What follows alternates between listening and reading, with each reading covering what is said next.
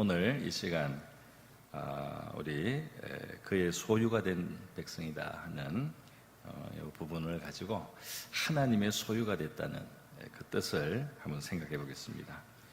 여러분, 하나님은 창조주시기 때문에 사실 모든 것이 하나님의 것입니다. 모든 것이 하나님의 것이에요. 창조주의 지으신 분의 것인 것입니다. 성경 여러 곳에서 금도, 은도, 이 수많은 수양과 만만의 모든 것들이 다 하나님의 것이다. 우리가 하나님께 드릴지라도 그것은 다 하나님께로부터 온 것입니다. 이렇게 겸손하게 고백하는 것을 볼 수 있습니다. 그래서 모든 것이 원래 다 하나님의 것인데 또 특별히 그의 소유가 된 백성이다. 이렇게 말하는 것은 무엇입니까? 온 세계 모든 민족, 모든 나라가 기본적으로 하나님의 것이라고 할 수 있습니다.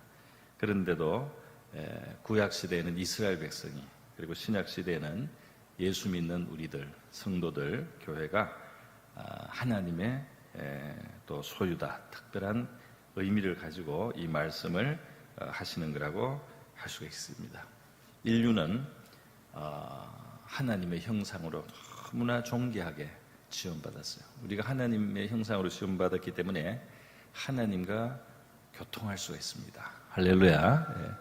그리고 하나님의 뜻을 대리할 수가 있고요. 우리의 이 생각, 우리의 말, 우리의 행동은 굉장한 사실 능력을 가지고 있어요.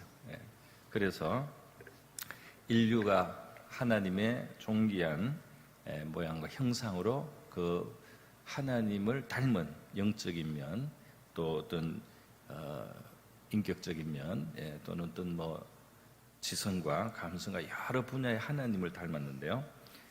바로 인류가 자유를 가지고 스스로를 죄에 팔았습니다. 그게 이제 창세기에 기록된 내용입니다. 스스로 죄에 자기를 팔았다. 그것이 이제 비극이고 비참한 인류의 불행과 고통의 이제 원천인데요. 그래서 이 팔렸기 때문에 인간의 삶은 방황하게 되고 마귀에게 끌려가고 그리고 유린을 당하고 또 허무하고 아주 가련한 것이 되었습니다. 그런데 성경에는 구속이라는 개념이 있어요. 구속은 구하였다, 속은 값을 치렀다. 값을 치루어 구하여냈다. 다시 말해서 노예 시장에 팔려 있는 그 다른 어떤 것의 그 소유가 된 존재를 내가 값을 또 치러서 내가 사오는 겁니다. 심지어 내가 잃어버린 종이라고 할지라도 일단 노예 시장에 나왔으면 주인이 또 그걸 값을 치러서 또 살 수가 있는 거예요. 구약 성경에 보면 이렇게 속죄하는 제도를 하나님이 여러 율법에 주셔서 그것을 가지고 이제 우리에게 하나님이 하실 일을 사실 예고하신 겁니다. 호세아는 자기 아내가 바람을 피고 나가서 정부를 따라 나갔다가 노예가 되어버렸어요. 그래서 노예 시장에 나온 거를 하나님의 명령을 듣고 가서 그 몸값을 치르고 그리고 사와서 자기 아내를 다시 삼습니다. 할렐루야. 이게 뭘 말하겠어요? 바로 하나님이 우리 인류를 향해서 가지고 계신 사랑이고, 인류가 그런 처지에 있는데 하나님이 마치 바람나서 나간 아내, 팔린 아내, 비참한 노예가 된 아내를 자기 또 값을 또 치러가지고 그것을 건져내서 자기의 것으로 삼고 자기 아내로 삼고 다시 사랑하는 대상으로 삼는다 하는 그런 의미가 담겨 있는 것입니다. 여러분, 그래서 하나님의 원래 피조물이기 때문에 하나님의 소유예요. 그럼에도 불구하고 팔린 것을 또 하나님이 값을 내고 사서 다시 자기의 것으로 삼습니다. 이런 이중 의미에서 우리 성도와 교회는 바로 하나님의 소유라고 할 수가 있습니다. 사도행전 20장 28절에 보면 사도 바울이 에베소 장로들에게 이제 권면하는 말씀 중에 하나님이 자기 피로 사신 교회다, 이런 표현을 했어요. 십자가에 흘린 예수님의 피는 사실 하나님의 피라고 할 수 있다는 겁니다. 할렐루야. 영원하신 하나님의 독생자가 오셔서 흘린 피, 그 희생은 바로 하나님의 피다는 거예요. 하나님의 피, 하나님의 희생이라는 것입니다.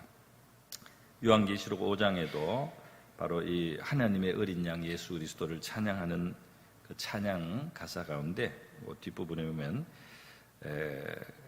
일찍이 죽임을 당하사 각 족속과 방언과 백성과 나라 가운데서 사람들을 피로 사서 하나님께 드리시고 그러고 있어요. 할렐루야. 그래서 우리는 이것을 얼마나 실감할지 모르지만 영적인 세계에서는 이 일이 이루어졌습니다. 그래서 우리가 예수 믿는 것을 통해서 사실은 하나님이 우리를 자기의 피, 또 그리스도의 피로 사셔서 하나님의 소속으로, 하나님의 소유로 삼으셨다는 겁니다. 그렇기 때문에 하나님이 하신 이 일을 인정하고 받아들이고 또 주장하는 사람은, 그것을 믿는 사람은 바로 그것이 현실로 나타나게 되는 겁니다. 할렐루야. 그걸 하나님이 이루셔도 자기가 계속 인정하지 않고 노예로 남아있는 건 어쩔 수가 없어요. 그러나 이것을 인정한 사람은 걸어 나올 수가 있는 겁니다. 이걸 인정한 사람은 걸어 나오면 그게 다 모든 게 준비되어 있는 거예요. 이제 더 이상 노예가 아닌 겁니다. 할렐루야. 자, 그래서 여러분 이사야 43장에 하나님께서는 구약시대에 먼저 이 교회 샘플로 먼저 그 전례로 이스라엘 민족을 자기 백성으로 이제 삼으셔서 이제 말씀하셨습니다. 너는 두려워하지 말라. 내가 너를 구속하였다. 그랬어요. 구속하였다 이 말은 구하였는데 값을 치르고 속량 대가를 치르고 내가 건져냈다 이 말입니다. 내가 너를 지명하여 불렀나니 뭐라고요? 너는 내 것이라. 할렐루야. 여러분 하나님의 소유가 된 것은 얼마나 좋은 겁니까? 하나님의 소유가 됐다. 그죠? 이스라엘 옛날 그 목장의 그 목자들이 말이죠. 이제 그 자기 양을 표시하는 그 표시 불도장이 있어요. 불도장이 있습니다.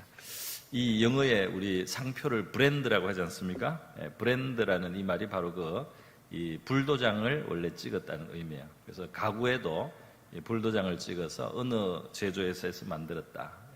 이런 게 찍히지 않습니까? 또 양들에게, 짐승에게 이 불도장을 찍어서 이제 그 어느 목자에게 속했다, 어느 목장의 양이다. 이걸 이제 찍습니다. 그죠? 그러면 그 어디 가든지 길을 잃어도 다시 어디서 다른 엉뚱한 데서 만나도 바로 그 목자의 양이다. 또 그 목장의 양이다. 이렇게 되면 그걸로 다 돌아올 수가 있게 되는 것입니다. 그래서 하나님이 자기의 것으로 주장하기 때문에 아무도 뺏을 수가 없습니다. 할렐루야. 하나님이 내 거다. 내가 값을 다 치르고 어마어마한 값을 치르고 영원하신 분의 피값으로 값을 치렀다. 이래가지고 이것을 주장하기 때문에 아무리 방황하고 길을 잃고 엉뚱한 데서 발견돼도 거기에 찍힌 도장을 보고 바로 복귀가 될 수가 있습니다. 할렐루야. 자, 그러면 그 소유는 어떻게 됩니까? 그 주인 옆에 있게 되는 겁니다. 우리가 이 하나님의 그 소유로서 하나님의 이름으로 불리기 때문에 이제 하나님과 영원히 같이 있을 수가 있는 거죠. 하나님이 있는 곳에 영생이 있고 하나님이 있는 곳에 영원한 만족이 있습니다. 할렐루야. 그게 이제 천국이라는 것입니다. 여러분 이사야 43장 바로 내가 너를 구속해서 내 것으로 삼았다. 이 말씀 있는 이 본문 7절에 보면 내 이름으로 불려지는 모든 자 이런 표현이 나요. 우리가 하나님의 이름 또는 예수의 이름으로 불려진다 이 말이에요. 예수 믿는 사람이다. 옛날에 야소교인이다. 오늘 그리스도인이다. 기독교인이다. 이렇게 하나님의 이름으로 그리스도의 이름으로 우리가 불려주고 있지 않습니까? 자, 그래서 우리에게는 이 하나님의 도장이 있어요. 사실 이 도장은 불을 달고서 찍는 거니까 그도 잠깐 좀 동물이 양이 깜짝 놀라고 아플 거예요. 그런데 여러분 이 불도장이 말이죠. 영적으로는 우리에게 찍혔지만 실제로 하나님이 우리에게 그런 고통을 줘서 표를 하는 게 아니고 하나님은 우리에게 이 도장을 찍을 때 자기의 손과 발에 상처를 내서 표시를 했습니다. 자기 옆구리를 뚫었습니다. 그래서 이 흔적이 말이죠, 우리에게 보이는 면에서는 우리에게 없고 주님께 있어요. 주님의 못자국 난 손, 또 못에 찔린 발, 그리고 그 옆구리를 보시면서 주님은 우리를 생각합니다. 할렐루야. 그거를 보면서 우리를 생각하시는 거예요. 우리를 기억하시는 거예요.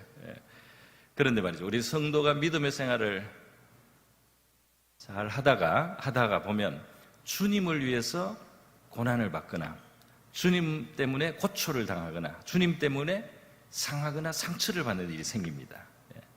그러면 진짜 우리에게 이 주님의 소유된 그의 것이라는 표시가 더 살아나는 거예요. 할렐루야.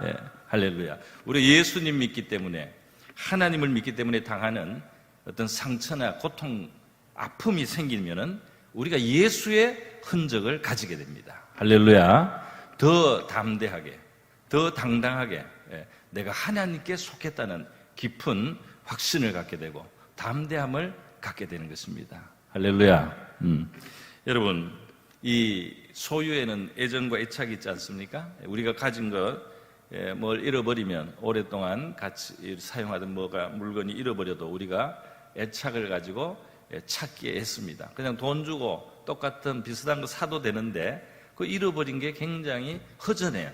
그걸 자꾸 찾으려고 하는 거예요. 허전해가지고 자꾸 찾으려고 합니다. 성경 겉장 껍데기가 이게 이제 낡아서 떨어지고 제본이 떨어지면 새 성경을 사도 되는데 그걸 붙여주는 제본소에 가서 이제 붙이는 경우들이 많아요. 그걸 붙일 때 치르는 값이 새 성경보다 비쌉니다. 그래도 그 오랫동안 함께 온 그 손때 묻은 성경이 애착이기 때문에 더 값을 치르더라도 우리 옛날 성경에다가 새로운 그 제본을 다시 해서 우리가 잃지 않으려고 하는 그 애착이 있습니다. 하나님도 우리를 향해서 그런 내 것이기 때문에 아끼는 바로 그런 마음이 있습니다. 그래서 이 신명기에 보면 하나님이 자기 눈동자처럼 우리를 지키신다는 표현이 있습니다. 할렐루야. 구약 이스라엘에게 적용이 됐지만은 사실은 궁극적으로는 바로 예수 믿는 우리에게 주시고 싶은 말씀이었던 거예요. 그래서 하나님이 눈동자같이 광야에서, 황무지에서, 그 짐승이 막 부르짖는 곳에서도 하나님은 호해하시고 보호하시고 눈동자같이 지키셨다. 눈동자가 얼마나 예민해요. 그죠? 그래서 눈동자 하면 우리가 갑자기 막 반사적으로 뭐가 오면은 막 쳐내고 막 그냥 밀어내고 이렇게 해서 우리 눈동자를 지키려는 본능이 있습니다. 그래서 하나님이 자기 백성된 우리를 향해서 바로 그와 같은 마음을 가지고 계신다는 것이죠. 또 독수리 날개로 새끼를 업는 것처럼 업어서 인도한다는 이런 표현도 있습니다. 여러분, 그래서 바로 하나님께 부름받고 택함받은 이 아브라함에게 하나님 하신 유명한 말씀이 있지 않습니까? 뭐라고 했습니까? 너를 축복하는 자는 내가 축복하고 너를 저주하는 자는 내가 저주하리라. 할렐루야. 아브라함이 하나님의 것이기 때문에 함부로 하나님의 것을 건드리지 말라는 겁니다. 하나님의 것을 존중하라. 이사야서 43장 계속해서 너는 내 것이라 한 다음에 하신 말씀이 너가 물 가운데로 지날 때 내가 함께하고 너가 강을 건널 때 물이 너를 침몰하지 못하고 너가 불 가운데 지날 때 타지 아니하고 불꽃이 너를 사르지도 못하리니. 할렐루야. 왜 그러냐면 하나님이 자기의 것을 아끼시기 때문에, 자기의 것을 지키려고 하시기 때문에 그렇다는 것입니다. 여러분, 마지막으로 하나님의 소유된 것에 가장 깊은 의미를 말씀드리겠습니다. 물건에도 애정과 애착이 있는데요, 인격의 소유 관계가 되면 어떻게 되겠습니까? 인격의 소유 관계는 사실은 깊은 사랑의 관계라고 할 수가 있습니다. 인격 간에 소유적으로 표현한다 이러면 이것은 굉장히 깊은 관계, 맞아요. 부부 관계 같은 것이라 할 수 있습니다. 아가서 6장 3절 말씀에 보면 나는 내 사랑하는 자에게 속하였고 나는 내 사랑하는 자의 것이고 내 사랑하는 자는 내게 속하였다. 내 사랑하는 자는 내 것이다. 이 말이에요. 예.